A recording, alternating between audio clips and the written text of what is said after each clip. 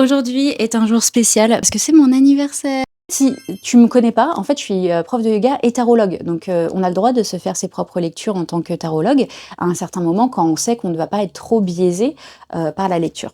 Donc, on va voir ça tout de suite. Donc là, je vais sortir, au moins 14 cartes. Donc quand c'est quand même 14 cartes, j'aime bien étaler les cartes, voilà, pour vraiment venir les piocher, pour vraiment ressentir l'énergie de la carte et la sortir du coup. Donc là, on va regarder mon mois, on va commencer par octobre du coup. On commence par octobre. Comment se passe mon mois? Ah!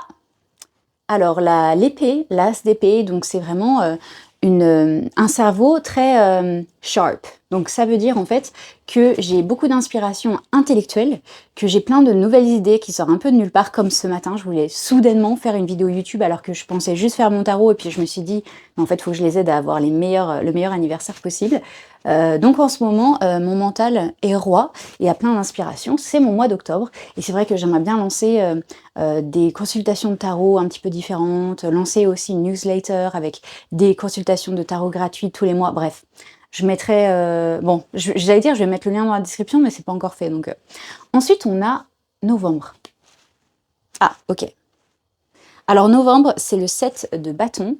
Donc, c'est un peu, on a l'impression que tout le monde est contre soi, on est un peu en vigilance, on est plus en défense qu'en attaque. Mais on a l'impression qu'il y a beaucoup de choses qui nous arrivent en même temps et on doit rester sur nos gardes et trouver notre équilibre, etc. Donc il se peut que j'ai un petit peu de conflit en novembre. Bon, c'est rien de terrible, hein, c'est pas non plus une arcade majeure, mais en novembre, il faudrait que je me détende. Mais c'est marrant parce que j'ai fait mon tarot sur les 3 prochains mois et c'est exactement ce qu'il y avait, qu'il y aurait de la jalousie autour de moi, que voilà, j'allais avoir des ondes, des énergies très négatives autour de moi et qu'il faudra juste que je passe et que voilà, je me défende, mais qu'en même temps, j'y passe pas trop de temps. Donc ça me fait rire d'avoir cette carte parce que mon maître tarologue, c'est exactement ce qu'il a dit pour mes 3 derniers mois. Décembre. Décembre, je pars au Sri Lanka. Alors, j'ai le 6, ouais, le 6 de coupe. J'adore cette carte, je l'ai eu aussi la semaine dernière par rapport à YouTube. Mais en fait, le 6 de coupe, donc c'est quelque chose d'émotionnel parce que c'est des coupes.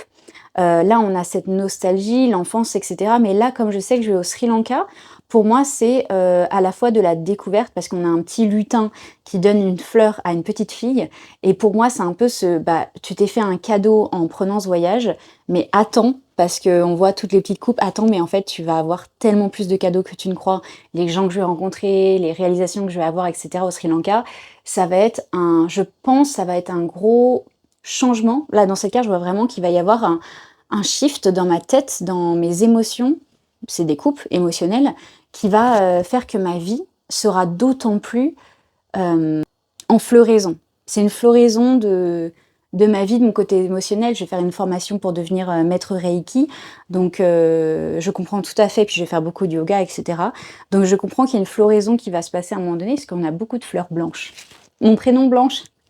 Ensuite, on a janvier. Donc janvier, je reste encore 10 jours au Sri Lanka, après je rentre à Montpellier.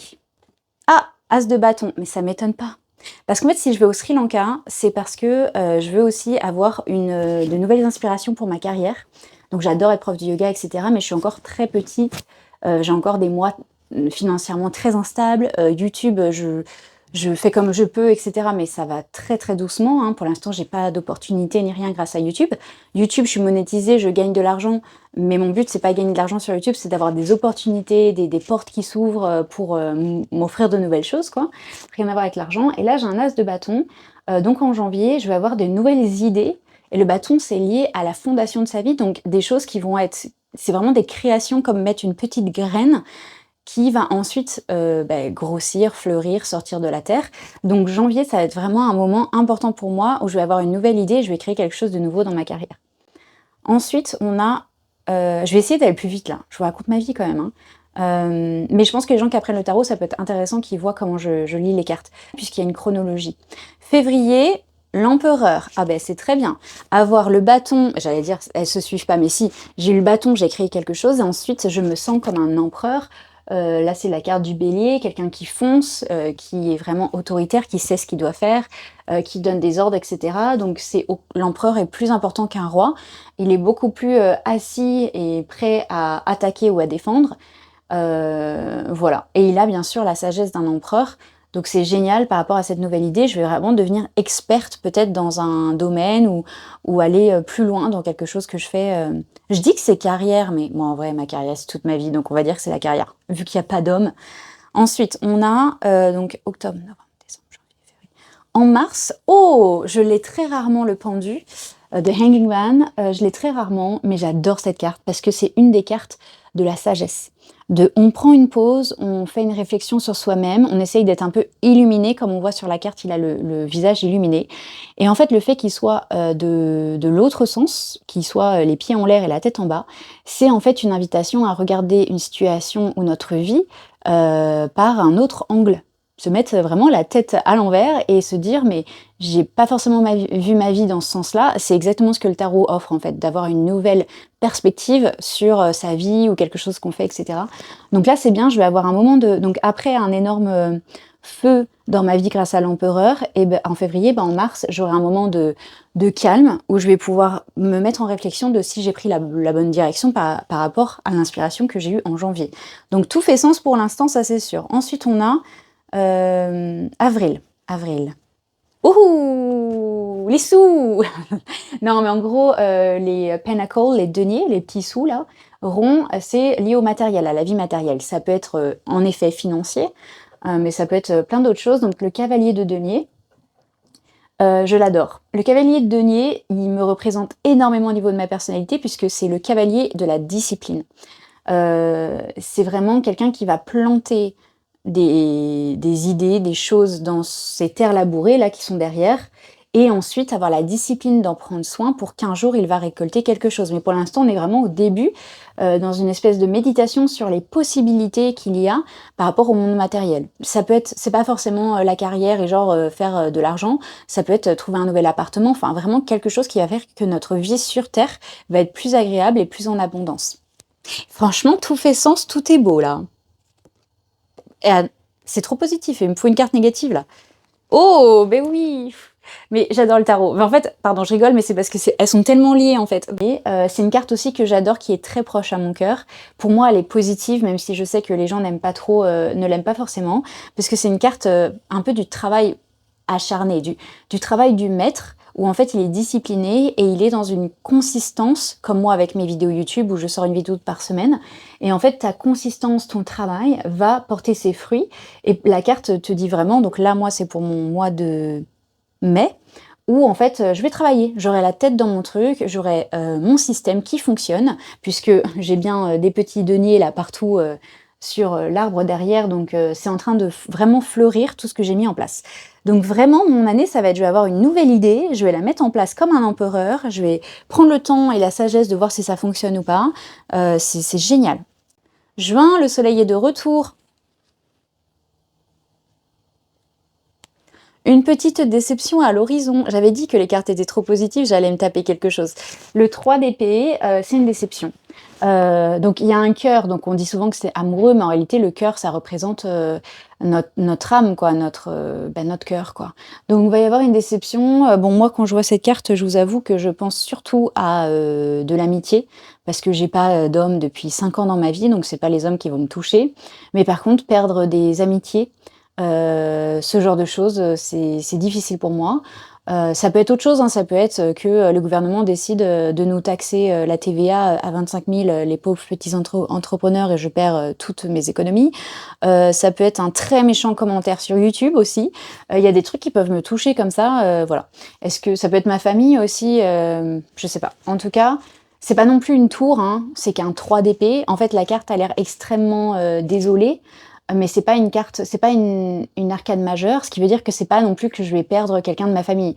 C'est vraiment une petite déception passagère puisqu'il pleut derrière, mais que le soleil va revenir.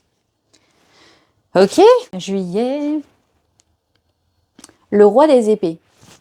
Le roi des épées, c'est les épées, c'est le mental. Le roi, c'est encore ce côté autoritaire qui est vraiment très rationnel. Donc mon mois de juillet, je pense que comme j'ai eu le cœur brisé, il y a quelque chose qui s'est passé dans la déception, je vais retourner dans mon mental, mettre de côté ce qu'il y a dans mon cœur et me concentrer sur mon cerveau et vraiment me dire, ok, je suis déçue, je suis blessée, et ben je vais mettre mes émotions de côté et je vais être rationnelle et je vais faire en sorte d'aller de l'avant grâce à mon cerveau. Ce qu'on fait énormément. Il y a plein de gens, ils vont avoir le cœur brisé, donc ils vont se mettre corps et âme dans leur carrière, par exemple, et faire beaucoup plus d'heures ou trouver un nouveau travail, etc. Ben, c'est ce qui va m'arriver en juillet, où je vais plutôt aller vers mon côté autoritaire, mature, masculin, de je ne vais vivre que dans mon mental.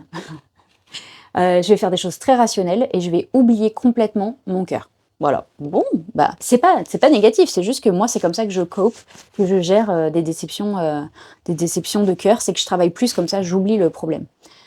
Août, j'adore août, il fait chaud. Oh, il va y avoir, je suis balance. J'ai pas si souvent que ça cette carte et en même temps quand je la vois, je me dis bah oui c'est moi quoi. Donc on a des deniers, le 2 de denier c'est vraiment cette incertitude, cette dualité. Donc ça peut être voilà, qu'on jongle avec plusieurs choses, qu'on ne sait pas comment prioriser ses affaires, ou quelque chose n'est pas voilà, très en équilibre dans sa vie, peut-être qu'on travaille trop, et que du coup on a laissé de côté d'autres choses importantes, ce qui fait totalement sens, puisqu'avant j'avais le roi qui a totalement rationalisé, qui coupe et qui oublie son cœur, qui est beau, qui n'est pas du tout émotionnel, hein. Le roi il est l'inverse de l'émotionnel, voilà, puisque les lunes derrière... Si tu veux vraiment des cours sur les symboles et tout, j'ai tout sur TikTok, hein, Blanche-du-bas inspire. Mais en gros, il y a des lunes qui sont dans le bétonné, dans le trône. Et ces lunes représentent le côté émotionnel, féminin, etc. Et là, elle est bétonnée. Donc je n'ai plus ce côté féminin pendant mon mois de juillet. Et là, je réalise au mois d'août que bah, du coup, j'ai abusé et que j'ai été trop dans le rationnel et qu'il faut que je me remette un peu plus en équilibre par rapport à tout ça et qu'en fait, ça a un lien sur ma vie matérielle, ma vraie vie, pas ma vie émotionnelle, pas ma vie spirituelle, etc. Vraiment ma vie matérielle, ma vie de tous les jours, ce que je fais dans ma journée, ça a un poids en fait. Donc je pense qu'en août, ça va être intéressant parce que je sais pas ce que je vais faire en août, si je ferme le studio, si je fais une retraite. Ben voilà, c'est pour ça, je suis déjà en dualité et en doute sur mon mois d'août. Donc on le voit dans cette carte. Qu'est-ce que je vais faire pour mon mois d'août? Et enfin, septembre. C'est la carte jaune que j'ai vue tout à l'heure. Ben, tout va bien se passer. Après, donc tout va très bien jusqu'à avril, mai. Et ensuite, en juin, j'ai mon petit cœur brisé, un peu trop de rationalité et tout ça. Et en fait, j'ai juste 3 cartes un petit peu, on va apprendre des choses. Et ensuite, je finis mon mois de septembre sur cette magnifique carte que j'adore, le 4. Le 4 de bâton, qui est une carte voilà, où on a l'impression qu'on rentre à la maison, que les gens nous ont attendus, on est fêté, on est célébré, il fait beau, c'est merveilleux. Et le 4 en numérologie, c'est vraiment tout ce qui est fondation. Le 3, c'est la création, le 4, c'est la fondation. Quand on fait une maison, on met 4 murs. Et bien c'est exactement ça, le 4. Et du coup, là, je vais réaliser en septembre que cette année, j'ai créé quelque chose d'extrêmement solide. Et ça revient au bâton que j'avais eu du coup en janvier, ma nouvelle inspiration quand je rentre du Sri Lanka. Et en fait, là, je vois le cercle entier de ce qui m'est arrivé, où au final, ce que j'aurais créé en janvier sera une superbe fondation pour ma vie, sans doute aussi monétaire, mais en tout cas pour la vie que j'ai créée. C'est merveilleux, franchement c'est merveilleux. Bon, il me reste une seule carte. J'aime bien sortir cette carte en plus, qui est une synthèse en fait de mon année.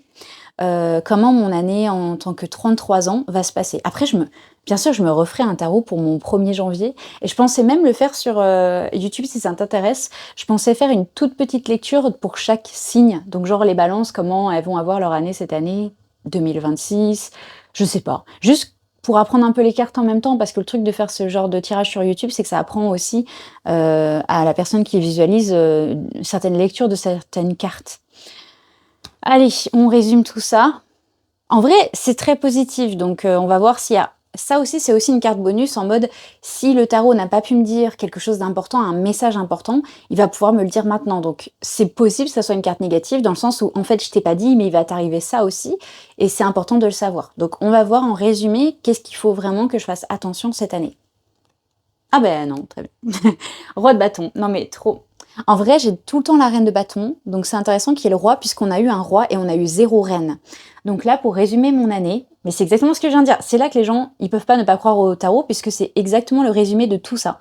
Le roi de bâton, donc comme on en a parlé, je vais avoir une grande idée en janvier que je vais créer sur le long terme, de manière monétaire, disciplinée, etc.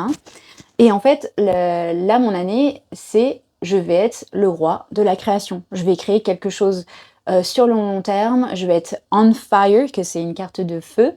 et je vais faire exactement ce que j'ai dit tout à l'heure, un cercle entier, un full circle, genre... Moi, j'ai souvent la reine de bâton parce que c'est le côté féminin de la création, en douceur, on aide les gens, etc. Alors que là, mon année en tant que 33 ans, je vais apprendre et créer quelque chose de nouveau, mais avec vraiment ce côté masculin de on crée dans le dur, on est discipliné, on prouve à soi-même qu'on peut faire les choses et surtout, on a la preuve matérielle de ce qu'on a fait. Par exemple, si je vais faire 50 vidéos dans mon année, c'est une preuve matérielle.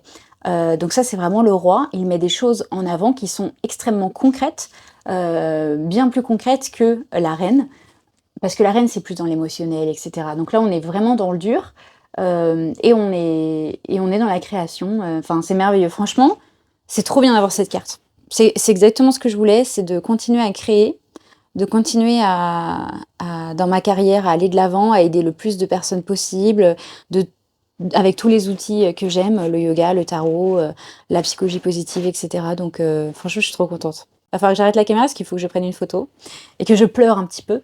Mais j'adore regarder mes lectures, je les prends toujours en photo et les personnes à qui je fais des consultations aussi, je prends toujours des photos parce que comme ça leur permet au fur et à mesure des mois de voir, ok, ce mois-ci, je vais être par exemple dans mon côté très masculin et rationnel, donc il faut que je prenne du temps pour moi, que je vois mes amis juste pour prendre un verre, sans parler de travail, vraiment des trucs un peu plus féminins, émotionnels, pour rééquilibrer un petit peu tout ça, par exemple.